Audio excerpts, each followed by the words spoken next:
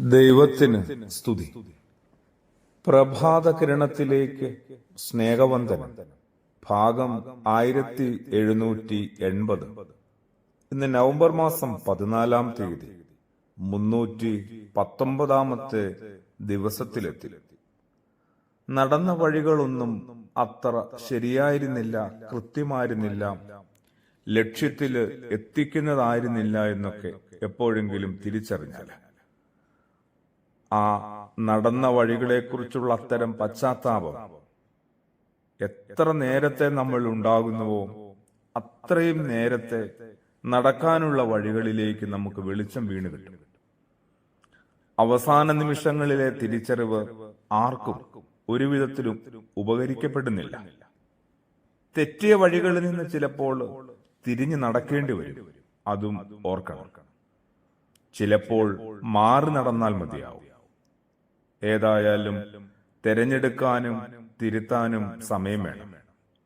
തിരിച്ചറിയാൻ വൈകിയാൽ തിരുത്താനാകാത്ത വിധം വളർന്നു പോയിട്ടുണ്ടാവും പലതും. തീർത്തും തളർന്നു പോയിട്ടുണ്ടാവും നമ്മുടെ ജീവിതം. പറഞ്ഞു വരുന്നത് ക്രിസ്തുയേശുവിന്റെ ഏറ്റവും വലിയൊരു ഓർമ്മപ്പെടുത്തലായിരുന്നു ജീവിതത്തെ തിരുത്തി നേരെയാക്കുക. യോഹന്നാൻ മാബ്ദാനെയും കർത്താവിന് പാതയൊരുക്കാൻ വന്നപ്പോൾ പറഞ്ഞിരുന്നു, എല്ലാം നേരെയാക്കും. അതിങ്ങനെ കുന്നുകളൊക്കെ നേരെയാവും, താഴ്വരകളൊക്കെ ഉയർന്നു വരും. ഒരു നേരായ പാതയെക്കുറിച്ച് തന്നെയാണ്. ചിത്രകാരന് ഒരാഗ്രഹം തോന്നി. ദൈവിക തേജസ്സുള്ള ഒരാളുടെ ചിത്രം വരയ്ക്കണം. വർഷങ്ങൾ അന്വേഷിച്ച ശേഷം ഒരാട്ടിടയനെ കണ്ടെത്തി. അങ്ങനെ ആ ഇടയനെ ഒപ്പിയെടുത്തു. അതിമനോഹരമായിരുന്നു. അനേകായിരം പകർപ്പുകൾ വിൽക്കപ്പെട്ടു. ചിത്രകാരന് ഏറെ പ്രായമായപ്പോൾ വീണ്ടും ഒരാഗ്രഹമുണ്ടായി.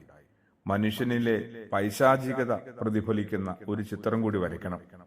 അന്വേഷിച്ച് ഒടുവിൽ വൃദ്ധനായ ഒരു ജയിൽ പുള്ളിയിലെത്തി. ചിത്രം വരച്ചു കഴിഞ്ഞപ്പോൾ അയാൾ തന്റെ പഴയ ചിത്രവും അതിനോട് ചേർത്ത് വെച്ചു. അത് കണ്ട തടവുപുള്ളി നിർത്താതെ നിലവിളിക്കാൻ തുടങ്ങി. ചിത്രകാരൻ ചോദിച്ചു, നീ എന്തിനാണ് ഇങ്ങനെ നിലവിളിക്കുന്നത്? അയാൾ പറയാണ്, ആ പഴയ ഇടയൻ അത് ഞാൻ തന്നെയാണ്.